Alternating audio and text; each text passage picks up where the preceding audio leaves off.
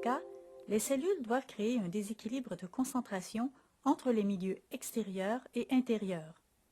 Pour ce faire, elles disposent de protéines membranaires, comme cette pompe sodium-potassium. Les ions potassium sont plus concentrés dans la cellule et diffusent vers l'extérieur. À l'inverse, les ions sodium sont plus concentrés dans le milieu externe et diffusent dans la cellule. La pompe sodium-potassium se chargera de transporter les ions à l'encontre du gradient de concentration à l'aide d'énergie sous forme d'ATP. Dans cette configuration, la pompe a une très grande affinité pour le sodium qui s'installe dans les sites de liaison, stimulant ainsi la phosphorylation de la protéine par l'ATP.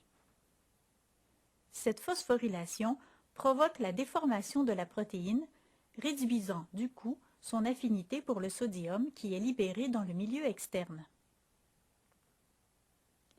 La nouvelle conformation tridimensionnelle de la pompe lui donne une plus grande affinité pour le potassium qui s'attache maintenant au site de liaison. Remarquez qu'il s'agit de sites de liaison différents de ceux qui ont transporté le sodium. Ces nouvelles liaisons déclenchent la libération du groupement phosphate.